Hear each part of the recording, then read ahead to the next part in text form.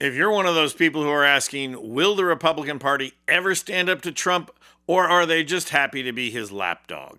Then the answer is yes, and yes. I mean, yes, the Republican Party is always going to be happy to be Trump's lapdog. Please, do you think a moron like James Comer or a complete dolt like Jim I didn't see anything Jordan could get reelected to Congress without Trump's MAGA movement turning up at the polls? But it turns out that there is a line in the sand for congressional Republicans, and it's Greenland. I'm going to show several videos of Republicans going on record warning Trump about invading Greenland.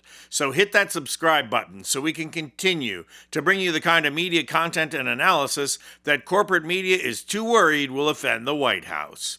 Ironic that it's not federal agents fatally shooting an innocent woman, declaring war on an American city, or selling pardons to the highest bidder, but hey, Greenland it is. And yes, Republicans like Josh Hawley always talk big before they cave to Trump. But the ones who have been vocal about Greenland are not just feigning for the cameras.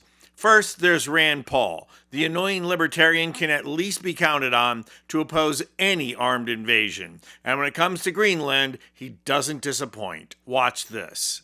But let's say you wanted to buy Greenland, and I'm not disputing that that might be something we might want, to buy Greenland.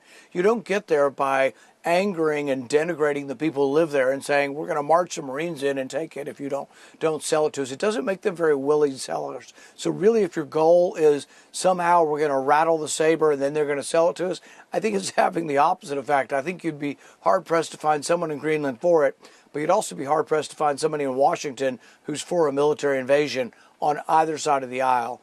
And as it turns out, Paul is not the only senator from Kentucky to oppose Trump on Greenland.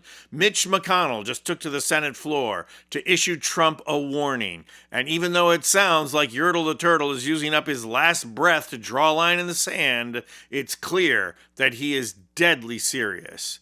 Though obviously one should be extremely careful using the word death around Mitch McConnell, since he's right there at the door. Watch this clip, and yes, I know, I should have doubled the speed. America's recognition of Denmark's political and economic interest in Greenland dates all the way back to World War I.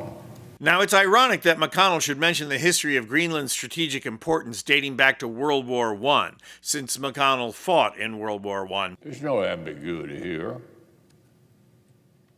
No ambiguity.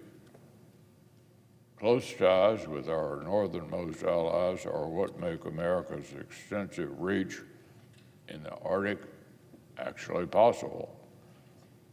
And I've yet to hear from this administration a single thing we need from Greenland that the sovereign people is not ready and willing to grant us.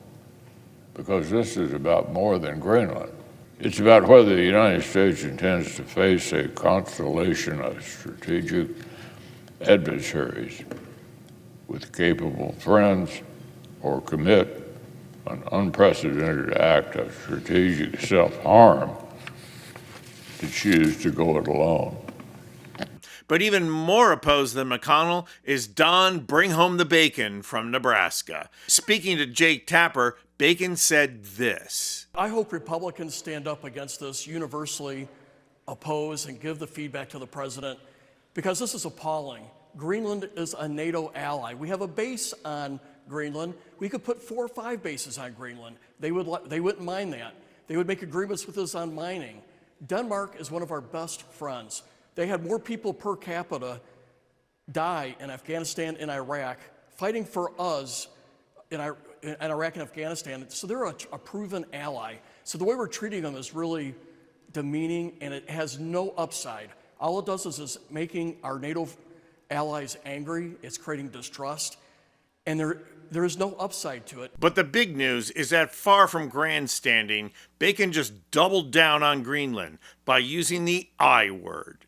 In an interview with the Omaha World Herald, Bacon called Trump's rhetoric on Greenland utter buffoonery, but he went even further, saying if Trump were to attack an ally, he would lean towards impeachment.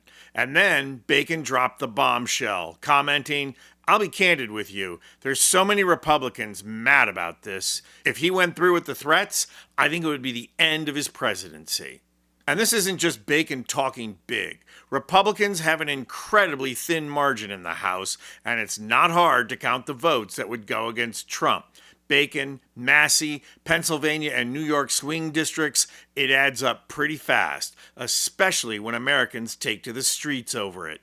And with McConnell and Tillis leading the charge in the Senate, things would not look good there either. Greenland could end up being the straw that sets the orange walrus out to sea. I'm Anthony Vincent Gallo for Occupy Democrats.